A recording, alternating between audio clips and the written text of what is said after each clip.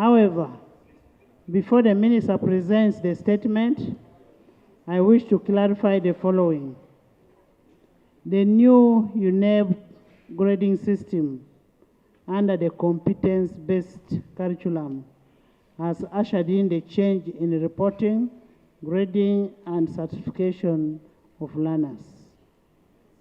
2, there has been a lot of misinformation and disinformation regarding the category of results issued for UCE. The ministry will clarify on how they categorize this and the implication on the results, where somebody gets results 1, that means a person has passed. If you get result 2, what happens next? The misinformation out there is that you go back to S1, which is not correct. So, Honorable Minister. You will recall that in 2020, the government of Uganda, through the Ministry of Education and Sports, rolled out competence-based curriculum for the lower secondary school level. This presented a requirement for assessment reforms that introduced the new components of continuous assessment and project work on top of the existing end-of-cycle examination. Right Honorable Speaker and colleague, the shift from the old system of grading to the new system was warranted by the changes in the curriculum requirements. The previous system was based on content assessment, while the new system is based on competence-based assessment, established standards. The products of this curriculum are confident, can communicate better, have developed the skills to do research and projects in various areas, and can apply the required knowledge, skills, and attitudes in real life situation, rather than just memorizing information for examination. It also focuses on measuring practical proficiency and the ability to solve problems rather than simply recalling facts. Right Honorable Speaker and colleagues, on 11th February 2024, the Ministry of Education and Sports released results for 2 sets of the 2024 Uganda Certificate of Education examinations. These were A, the transitional examinations and examinations for the first cohort of the lower secondary school curriculum, which is competence-based. Under this new curriculum, the reporting of achievements levels has changed from the STAIN system, a method of scaling test scores on a 9-point standard scale of 1 to 9. Distinctions, credit, pass, and fail, used in the previous content-based curriculum to letter grades A, B, C, and E. The achievement levels for each subject is arrived at from scores generated from the continuous assessment of competencies from school level, that is, through continuous assessment, and the scores from competence assessed in the final end of the examination cycle. Right Honorable Speaker and colleagues, the new lower secondary curriculum is competence-based. It focuses on what a learner can do by applying acquired knowledge and skills to solve real-world problems. This has necessitated the changes in its assessment. The new assessment comes with a change in the reporting, grading, and certification. The Uganda National Examination Board, in close consultation with the National Curriculum Development Center, came up with a reporting mechanism that presents a learner's level of achievements in each subject with letter grade A, B, C, D, or E. This was approved by the Ministry of Education and Sports. Right Honorable Speaker and honorable colleagues, the level of achievements were arrived at through a systematic and technical processes that combine scores generated from the assessment of competencies at the school level through continuous assessment, and end of the cycle examination scores. Additionally, the project work is assessed at school and the achievement level is presented as a standalone on the certificates. The achievement level on the project reveals a learner's creative competence in dealing with actual and contemporary world problems. Right, Honorable Speaker and colleagues, the overall score is constituted by the achievements at school level, which is 20%, and end of the examination scores, which are 80%. Structure of transcript and certificate. The Uganda Certificate of Education transcript is an academic document issued by UNEP to all candidates who register for the examination. The key features on the transcript include the level of achievement in each subject represented by letter grades A, B, C, D, and E, as illustrated below. Madam Speaker, I expected my statement would have been uploaded so that colleagues would have seen it on, or it is in the iPad. It's uploaded. Achievement levels and their generic descriptors. If you look at this table, I have a table in A1 is grade. Then we have achievement levels. Then we have a descriptor. Grading, A. And we must have seen our children have gotten A. A in achievement level, that is an exceptional. In the descriptor, it demonstrates an extraordinary level of competence in applying innovatively and creatively acquired knowledge and skills in a real life situation. B, it's outstanding. Demonstrates a high level of competences in applying the required knowledge and skills in a real life situation. C, satisfactory. Demonstrates an adequate level of competence in applying the required knowledge and skills in a real life situation.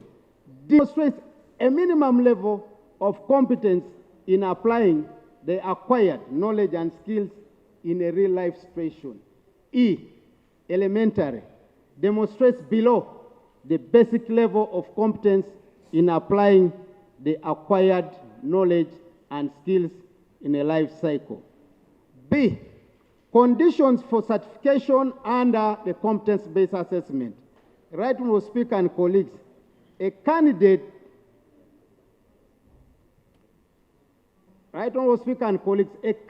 is eligible to obtain a certificate when he or she sits for a minimum number of 8 subjects as provided by the curriculum and must obtain at least grade D in any of the subjects sat. This is what is referred to as result 1. 2.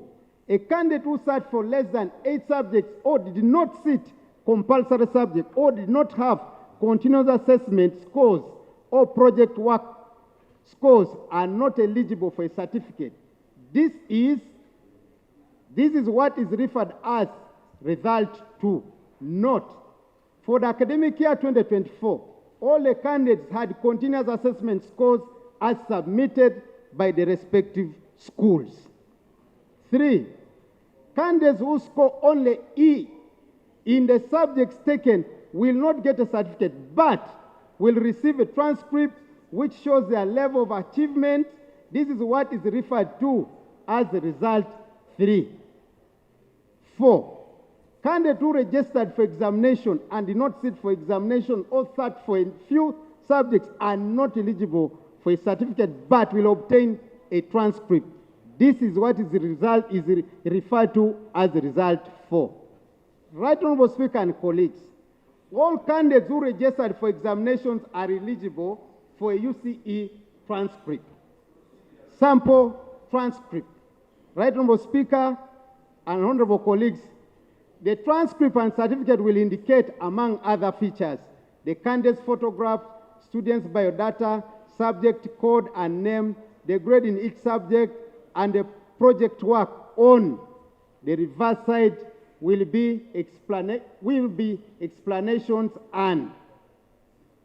Madam Speaker and honorable colleagues, you can see an example of what we call a transcript for Uganda National Certificate of Education examination. We have the student there called UNEB. The school is also called UNEB High School. The box number is 7766, Kampala, Uganda. Cadet's date of birth is there. The date is there. Then now we have subject codes are there. We have subject names are there. The grades are there. Speaker, I was illustrating, showing members a transcript for the Uganda Certificate of Education examinations. And you can see from the screen there that we have what we call a subject code. We have the subject, English, maths, history and political education, geography, physics, chemistry, biology, ICT, CRE, and project work. If you look at the grades in the candidate of UNEB, A, B, C, A, they are there. The scores are all there. Let me go now to the descriptors, the samples are shown below. Grade, achievement level, a descriptor. Madam Speaker and honorable colleagues, A, I want to repeat, talks about exceptional. If your kid has scored A, under the descriptors, it demonstrates that that child has an extra level of competency by applying innovatively and creatively required knowledge and skills in a real lifestyle. Why are we insisting on acquired knowledge and skills? This is the main purpose of the new curriculum of the competence base. And I know it will be able to take us some time, but I want to say this is the best world we can now be for purpose of our education. Number 2, B, outstanding, demonstrates a high level of competency by applying the acquired knowledge and skills in a real life situation. C, satisfactory, demonstrates an adequate level of competency by applying the required knowledge and skills in a real life situation. D, basic, demonstrates a minimum level of competence in applying the acquired knowledge and skills in a real life situation. E, elementary, demonstrates below the basic level of competence in applying the acquired knowledge and skills in a real life situation. My colleague from Bale, if I'm correct, is telling me is a failure. And I want to confirm that's a fact. So important to note, the subject grade was computed from continuous assessment at end of the cycle scores. 2, the transcript is not a certificate. Any errors detected, of course, must be reported to Uganda National Examination Board immediately. UNEB, to remind us, reserves the right to correct the information given on the transcript, which will be confirmed by the issuance of a certificate. Then explanation notes, results 1, candidates who qualify to get a certificate. Result 2, candidates who did not fulfill the conditions for award of a certificate. Result 3, candidates candidates who do not meet the minimum level of achievements and in all subjects. Candidate 4, candidates who were absent. Madam Speaker and honorable colleagues, I also want to give this information to the August House. The Senior 5 selection criteria. The computerized system at Uganda National Examination Board will provide the selection list for Senior 5 as has always been the case, and this will be a basis for admission and placement. Conclusion. I wish to thank the Right Honourable Speaker and honourable colleagues for giving the Minister of Education and Sports an opportunity to clarify issues regarding reforms in the assessment of candidates under the new lower secondary curriculum. I say this for God and my country. We will continue as a ministry to engage the public and even as members to make sure that we all come to par with this new development. I thank you. Let me thank the Minister of Education for attempting to respond to this issue. But I am seeking for your indulgence that if you could permit this shadow minister, our side, to prepare to respond to the minister's statement carefully. Because, Madam Speaker, I want to first quote briefly, as you allow me. You want to write a response. You don't need to quote. Bring a response and we debate two of them. Madam Speaker, I just want to give justification. No. A brief justification. Bring a response in written and we shall discuss both of them. Next item.